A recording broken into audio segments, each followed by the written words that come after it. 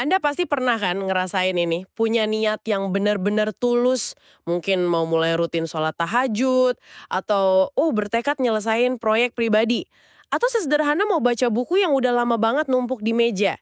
Niatnya itu ada, membara malah. Tapi begitu mau melangkah, rasanya badan sama pikiran tuh udah nyerah duluan. Kayak mau lari maraton tapi udah ngos-ngosan di garis start. Perasaan yang sangat umum, sangat manusiawi. Dan sayangnya, ya itu seringkali jadi pintu masuk ke rasa bersalah. Jadi nyalahin diri sendiri. Tepat sekali. Makanya untuk pembahasan kita kali ini, kita mau coba selami catatan-catatan yang Anda berikan.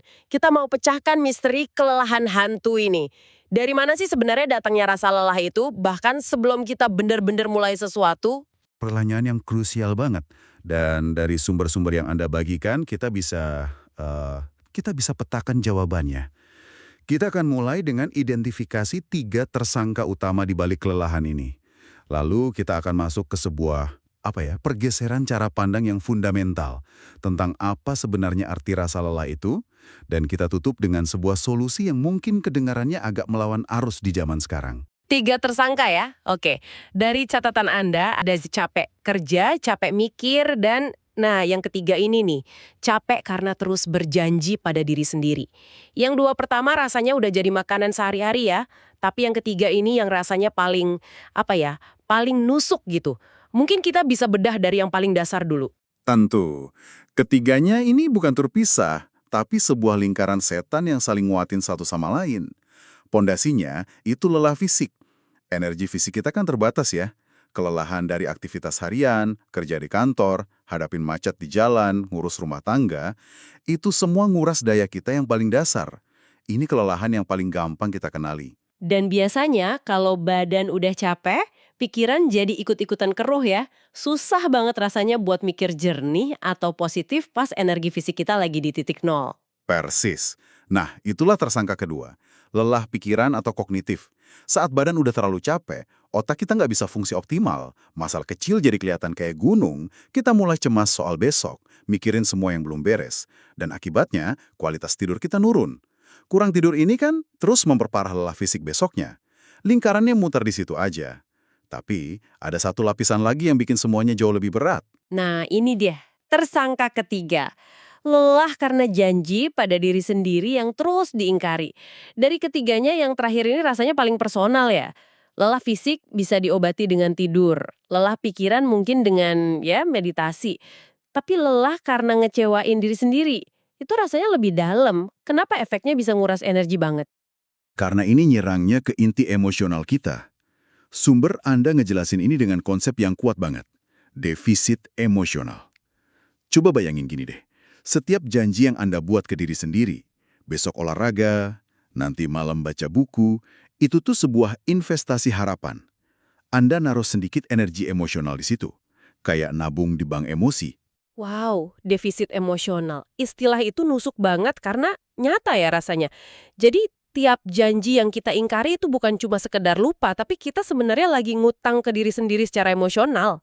Tepat, saat janji itu nggak terpenuhi, Anda bukan cuma kehilangan energi harapan yang udah diinvestasikan, Anda juga harus bayar denda. Dendanya berupa energi kekecewaan dan rasa bersalah. Kalau ini terus berulang, tiap hari, tiap minggu, tanpa sadar Anda nyiptain sebuah defisit emosional yang besar. Jadi, pas ada niat baik baru muncul, Anda nggak mulai dari titik nol. Anda mulainya dari titik minus sambil mikul beban semua utang janji yang pernah gagal. Haha, saya sekarang jadi ngeliat tumpukan buku di meja saya dengan tatapan yang agak beda ya.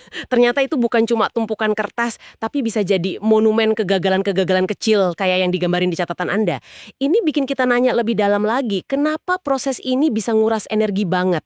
Apa yang terjadi di kepala kita? Secara psikologis, ada 2 hal utama yang terjadi. Pertama, fenomena yang disebut kognitif disonansi. Disonansi kognitif.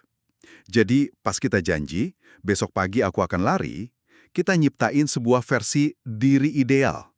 Tapi pas pagi datang dan kita milih buat tidur lagi, terjadi benturan tuh. Antara diri ideal itu sama diri nyata yang lagi di kasur.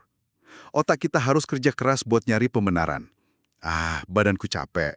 Atau sekali ini aja nggak apa-apa. Nah, proses justifikasi dan pertarungan batin ini, itu yang nguras energi mental banget. Jadi bukan gagalnya itu sendiri yang bikin capek, tapi perang saudara di dalam kepala kita setelahnya. Itu dia intinya. Dan yang kedua, ini hubungannya sama kemauan atau willpower. Sumber-sumber psikologis sering banget ngibaratkan kemauan itu kayak otot. Setiap keputusan yang kita ambil seharian, dari milih sarapan, balas email yang susah, sampai nahan diri buat gak marah di jalanan macet, itu semua nguras otot kemauan kita sedikit demi sedikit. Ah, jadi pas malam hari ketika kita butuh kemauan paling besar buat ngelakuin hal baru yang sulit kayak olahraga atau belajar, ototnya Udah keram duluan, betul loh. Udah habis dipakai seharian untuk hal-hal lain. udah kram duluan. Wah, ini benar-benar ngegeser cara pandang ya. Ini bukan soal kegagalan moral atau kurangnya niat, tapi lebih ke manajemen sumber daya biologis kita yang emang terbatas. Nah, persis kayak gitu. Ini bukan pertarungan moral. Ini lebih ke pertarungan antara keinginan dengan kapasitas. Keinginan Anda mungkin ada di level 100, tapi kapasitas energi buat ngejalaninnya cuma sisa di level 1. Kalau kita terus-terusan merasa kayak gini, wajar banget kalau akhirnya muncul pertanyaan di kepala. Apa jangan-jangan saya emang nggak cocok buat ini? Mungkin ini bukan takdir saya. Gimana kita bedain antara lelah karena lagi berjuang sama lelah karena ada di jalan yang salah? Dan itu adalah jebakan pemikiran yang paling umum dan paling bahaya. Disinilah kita sampai pada titik balik utama dari seluruh pembahasan ini. Ada satu kalimat kunci dalam sumber Anda yang harus kita resati bareng-bareng. Capek tidak sama dengan gagal. Itu, kalimat yang perlu diulang-ulang gayanya. Capek tidak sama dengan gagal. Jadi lelah itu bukan vonis, tapi sinyal. Tepat sekali. Lelah adalah respons biologis dan psikologis yang paling alami dari tubuh dan pikiran kita terhadap sebuah usaha. Kelelahan adalah bukti bahwa Anda sudah berjuang. Kalau Anda nggak pernah ngerasa lelah, kemungkinan besar Anda nggak lagi nyoba hal yang cukup menantang. Jadi, saat Anda ngerasa capek setelah berjuang ngelawan kantuk buat buka buku, kelelahan itu bukan bukti kegagalan Anda. Justru itu bukti bahwa Anda sudah berjuang. Jadi ini kayak growing pains gitu ya, tapi untuk mental dan spiritual kita. Analogi yang sempurna. Sumber Anda bahkan ngasih contoh lain yang bagus banget. Ini kayak rasa sakit di jari waktu pertama kali belajar main gitar. Awalnya sakit banget, rasanya mau nyerah. Tapi rasa sakit itu justru tanda kalau kulit lagi beradaptasi dan menebal biar jadi lebih kuat. Kelelahan mental pas nyoba kebiasaan baru, prosesnya sama persis. Ah, saya suka analogi itu.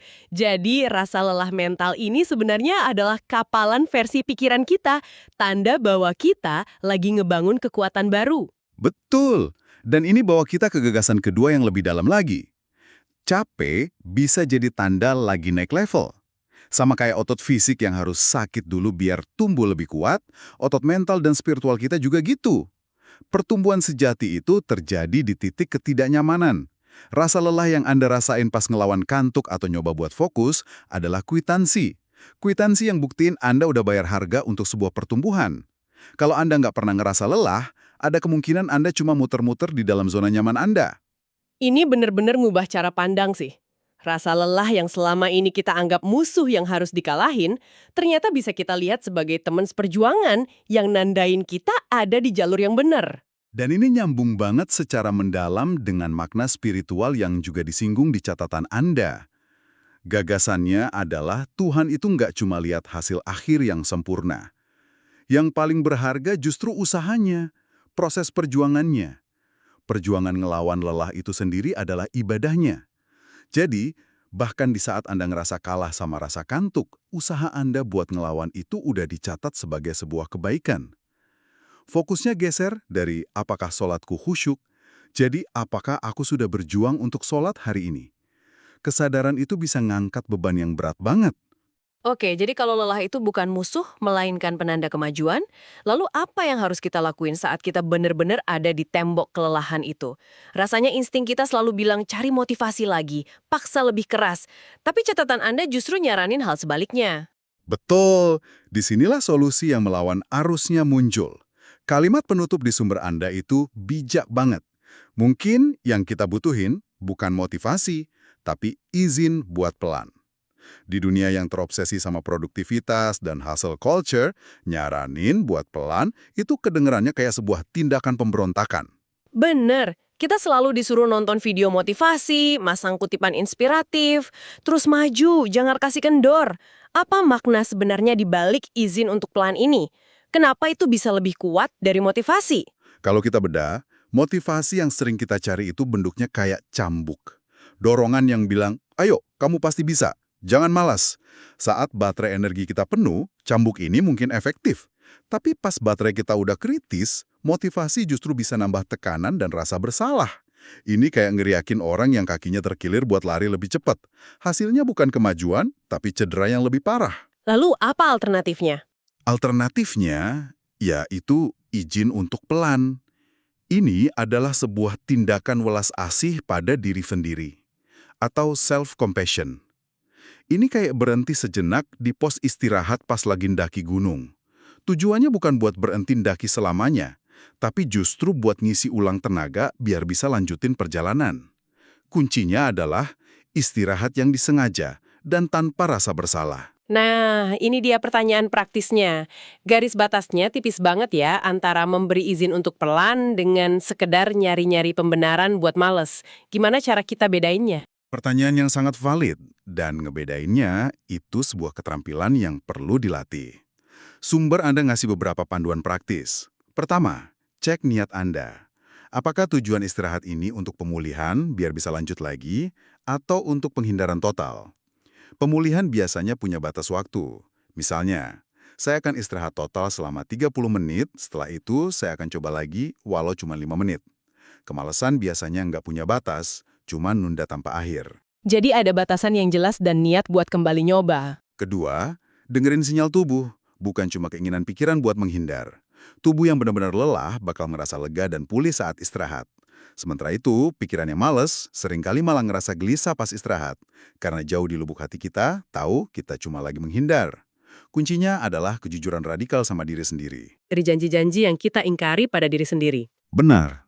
Kedua, dan ini pergeseran paradigma terpentingnya, rasa lelah itu bukanlah tanda kegagalan, justru itu bisa jadi pertanda Anda sedang bertumbuh, sedang naik level.